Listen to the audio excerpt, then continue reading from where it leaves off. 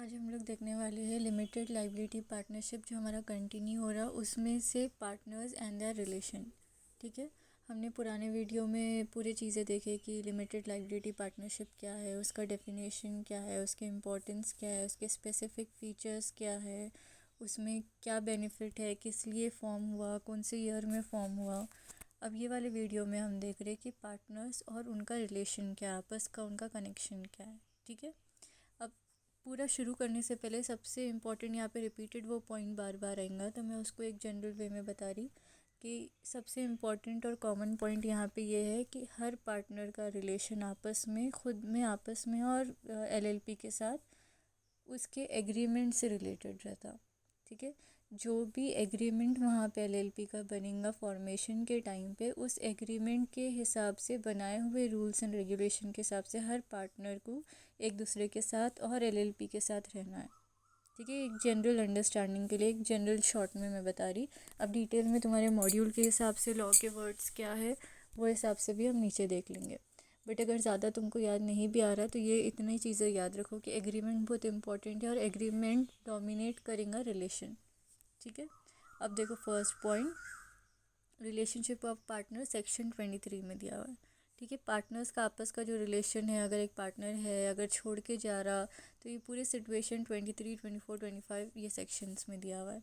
अभी 23rd section का first point देखो, save as otherwise provided by the act the mutual right and duties of partners of a LLP and the mutual rights and duties of LLP and its partners shall be governed by the LLP agreement between the partners और between the LLP and its partners। ठीक है, जैसा मैंने बोली उस translation बताई थी इसका, यहाँ पे सिंपल है और मैंने उसको अंडरलाइन भी कर दी, गवर्न बाय LLP एग्रीमेंट, ये इंपॉर्टेंट पॉइंट है।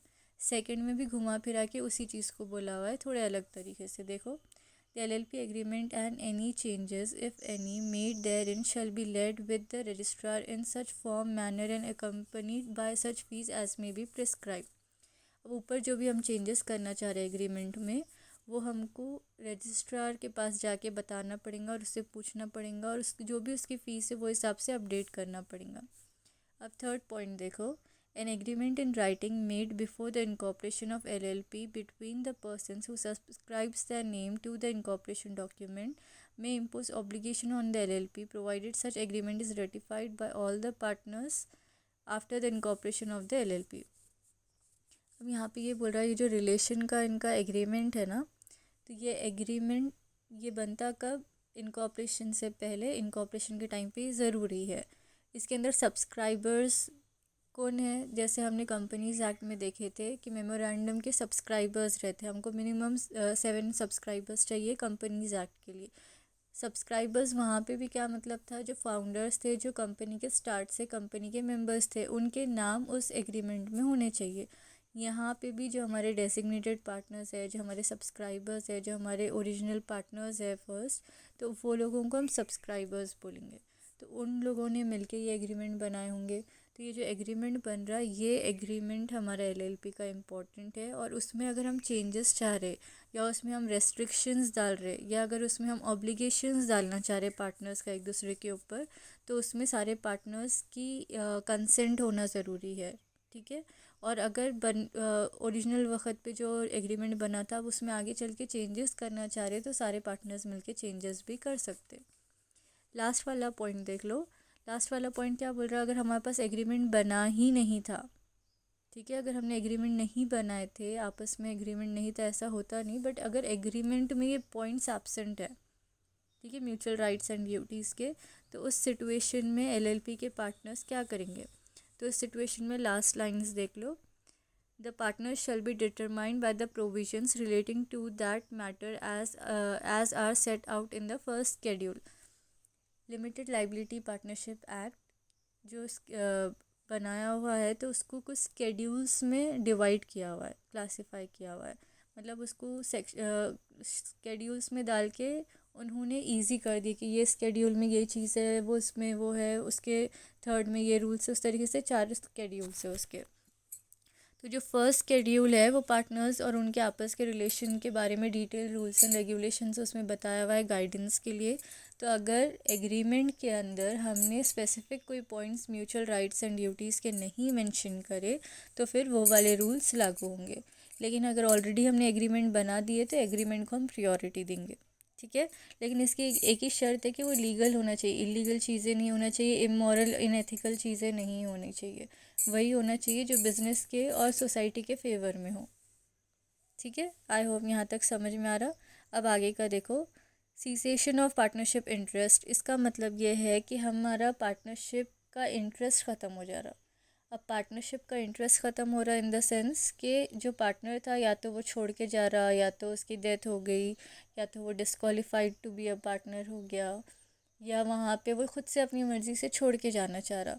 तो इन सिचुएशंस में उसका राइट क्या है, उसको क्या मिलेगा, कैसे मिलेगा, ट्रीटमेंट क्या होगा, पार्टनरशिप पे इफ़ेक्ट क्या होगा, ये सब चीज़ें यहाँ पे डिफ़ाइन की हुई है, ठीक है। ये सेक्शन 24 है।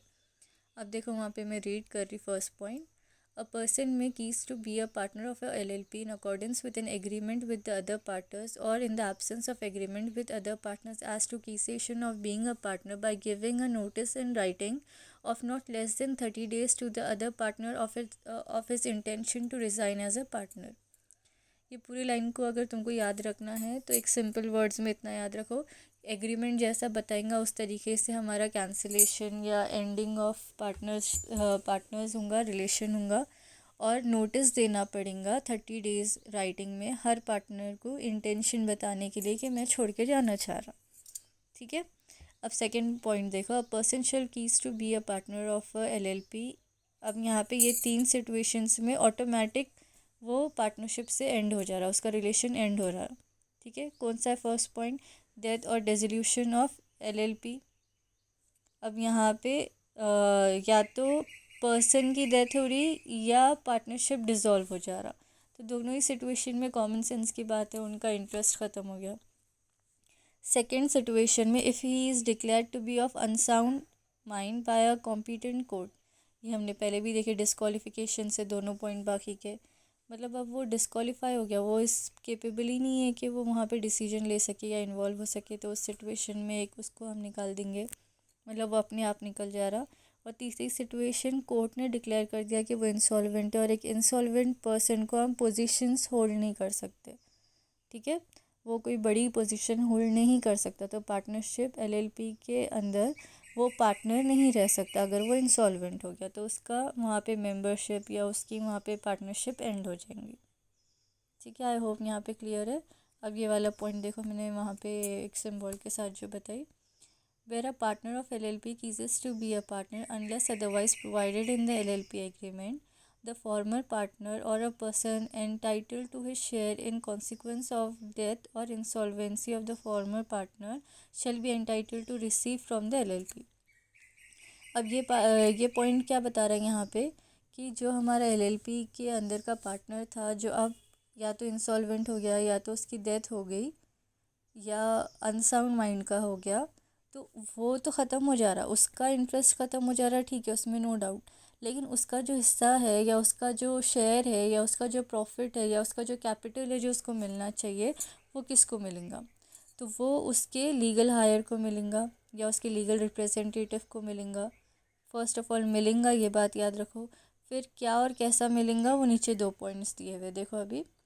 an amount equal to the capital contributed of the former partner actually made to the LLP।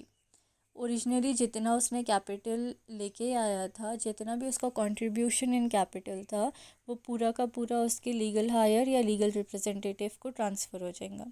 Second, his right to share in the accumulated profit of the LLP after the deduction of accumulated losses of LLP determined as at the date of former partner ceases to be a partner. Accumulated profit यानी हम अगर for example profit save करके रख रहे, उसके reserves रख रहे, तो जो भी उसका हिस्सा बनता एक्यूमुलेटेड यानी जमा हुआ प्रॉफिट में, तो उसको उसके हिस्से का प्रॉफिट मिलना चाहिए। लेकिन प्रॉफिट देने से पहले जितना लॉस हुआ तो उसका भी लॉस में शेयरिंग है, तो वो लॉस डिडक्ट करके बचा हुआ जो भी प्रॉफिट उसके हिस्से का आता वो उसको मिल जाना चाहिए। किसको मिलना चाहिए, उसके लीगल हायर या लीगल रिप्रेजेंटेटिव को, ठीक है।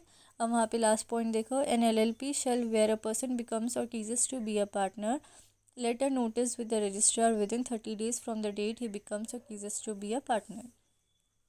अब ये वाले जो पॉइंट हमने पढ़े इसके अंदर हमने दो तरीके की नोटिस देखे। एक नोटिस पार्टनर खुद पार्टनर्स को दे रहा, ठीक है, उसमें भी 30 days था। अब ये दूसरी नोटिस कंपनी रजिस्ट्रार को दे रही, ठीक है।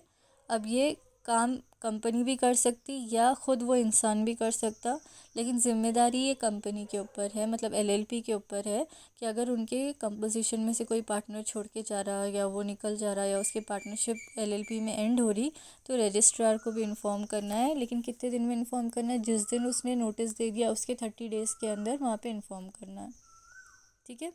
अब हमारा नेक्स्ट टॉपिक है extent and limitations of liability of LLP and partners. Liability किधर तक है एक एक पार्टनर की और एलएलपी की एक दूसरे पे, उसकी एक्सटेंड यानी उसकी रीच कहाँ तक है वो हम ये पॉइंट में देख रहे हैं। ये बहुत सिंपल है, इसके अंदर बहुत सारे बेनिफिट्स जो कंपनी में शेयर होल्डर्स इन्जॉय करते वो वाले यहाँ एडिट किए हुए हैं। बहुत ज़्यादा अनलिमिटेड लाइबिलिटी नहीं रहती, हमने स्टार्टिंग में ही देखे कि अनलिमिटेड लाइबिलिटी नहीं रहती, लेकिन लाइबिलिटी रहती है और रिलेशन भी है। तो किस तरीके से गवर्न होता, किस तरीके से ऑपरेट होता, वो ये वाले पॉइंट में। अब देखो मैं वहाँ पे एक एक पॉइंट रीड करके एक्सप्लेन करते जा रही, तुम लोग भी साथ में रीड करो। और ये जितने भी पॉइंट्स हैं ना, ये वाले सेक्शंस ऐसे नहीं है कि तुमको एज इट इज़ लिखना है, इजी लैंग्वेज में यूज़ किया हुआ है, तुम इसको समझ लो अच्छे से और फिर तुम अपने ओन वर्ड्स में जो करेक्ट है, जो अंडरस्टैंडेबल है, तुम अपने हिसाब से एग्ज़ाम में लिख सकते हो। अभी देखो यहाँ पे first, LLP is not bound by anything done by a partner in dealing with a person.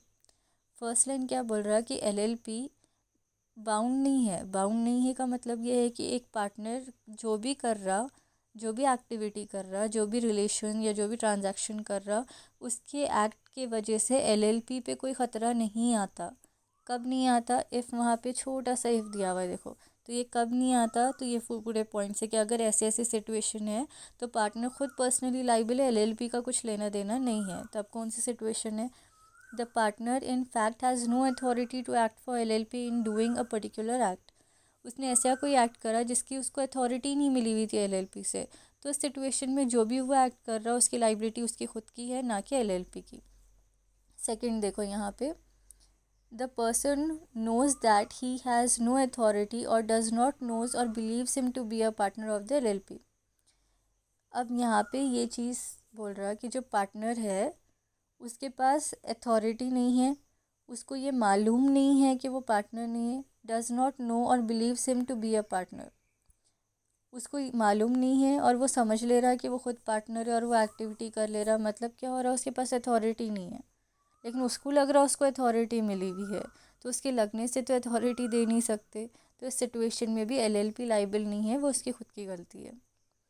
Third point देख लो वहाँ पे, LLP is liable if the partner of a LLP is liable to any person for wrongful act omission on his part in the course of business of LLP with its authority obligation of LLP whether arising in contact or otherwise shall solely be the obligation of LLP। अब यहाँ पे क्या बोल रहा है? LLP liable है, ऊपर हमने क्या देखे थे? LLP लाइबल नहीं है। अब ये वाले पॉइंट से ये बोल रहा है कि LLP लाइबल है कब? जब उसका पार्टनर अथॉरिटी के अंदर रह के उसकी अथॉरिटी जो उसको मिली हुई वो अथॉरिटी के साथ कोई गलत हरकत कर रहा या कोई चीज़ मिस कर दे रहा, कुछ वहाँ पे जो रेगुलर ट्रांजैक्शन है उसमें ओमिशन यानी मिस करना या वो चीज़ को छोड़ देना। तो कोई एक इम्पॉर्टेंट बात उसने छोड़ दिया या उसने कुछ गलत हरकत कर दिया, चाहे जानबूझ के किया चाहे अनजाने में करा, तो ये ऑब्लिगेशन अब एलएलपी पे आ गया। वो जो भी लाइबिलिटी अराइज होंगी वो एलएलपी को देनी पड़ेंगी। क्यों ऐसा? बिकॉज पार्टनर उसकी अथॉरिटी में काम कर रहा था जो उसको एलएलपी से मिली थी, ठीक है। अब उसके बाद वाला पॉइंट देखो, liability of LLP shall be met out of properties of LLP. LLP की जो भी लाइबिलिटीज़ है जो एलएलपी को देना पड़ेगा, वो लाइबिलिटी कहाँ से वो देंगे? तो वो एलएलपी की जो प्रॉपर्टी है उसमें से देंगे। उसके बाद वाला पॉइंट देखो, partner is not personally liable for the obligation of LLP solely by reason of being a partner of LLP। Starting में जो हमने देखे थे सेपरेट लीगल एंटिटी वाला फीचर, इसका मतलब ये है कि ओनरशिप अलग है और कंपनी अलग है, यानी पार्टनर्स की अपनी ज़िंदगी अलग है और एलएलपी अपना एक अलग चला था। तो यहाँ पे यही बोल रहा है कि एक कंपनी जो एलएलपी है उसमें अगर कुछ गड़बड़ हो रही है, उसमें कुछ वहाँ पे ज़रूरत पड़ रही, लाइबिलिटीज़ इंक्रीज़ हो रहे, तो वहाँ पे हर लाइबिलिटी पार्टनर के ऊपर नहीं आती। पार्टनर हर चीज़ के लिए बाउंड नहीं है, सिर्फ इसलिए बिकॉज वो पार्टनर है उसकी लाइबिलिटी अनलिमिटेड नहीं बन जाती। पार्टनरशिप फर्म में अनलिमिटेड हो सकती, बट एलएलपी में limited to the contribution of capital रहेंगी। ठीक है, अब वहाँ पे उसके बाद वाला पॉइंट देखो, no partner is liable for wrongful act or omission of any other partner of LLP, but the partner will be personally liable for his own wrongful act or omission. अब ये वाला पॉइंट क्या बोल रहा कि कोई भी पार्टनर लाइबल नहीं है अगर उसकी फर्म ने यानी एलएलपी ने वहाँ पे कोई भी रॉन्गफुल एक्ट करा तो, लेकिन अगर उसने खुद ने कोई गलत हरकत करा तो उसकी लाइबिलिटी रहेंगी और उसकी लाइबिलिटी उस सिचुएशन में अनलिमिटेड हो जाएंगी। ये तुम्हारा नेक्स्ट पॉइंट था, मैं पहले से ही बता दे रही। ये वाला पॉइंट क्या बोल रहा था, सेकंड लास्ट पॉइंट ये वाले टॉपिक का, कि कोई भी पार्टनर की लाइबिलिटी एलएलपी के रॉन्गफुल एक्ट पे डिपेंड नहीं है, यानी कंपनी ने फर्म ने कुछ गलत करी तो पार्टनर्स की जिम्मेदारी नहीं है। लेकिन अगर पार्टनर ने खुद ने कुछ गलती करा, डिफ्रॉड करा, फ्रॉड करा क्रेडिटर्स के साथ या बिजनेस ट्रांजैक्शंस में, तो उसकी खुद की पर्सनल लाइबिलिटी अनलिमिटेड हो जाएंगी। किसकी? वो पार्टनर की जो गलत काम कर रहा। ठीक है, तो ये लिमिटेशंस एंड लाइबिलिटीज़ थे तुम लोग के एलएलपी के। अब एक नेक्स्ट इम्पॉर्टेंट टॉपिक है ऑडिट एंड फाइनेंशियल डिस्क्लोजर। ये हम नेक्स्ट वीडियो में देखेंगे। Thank you.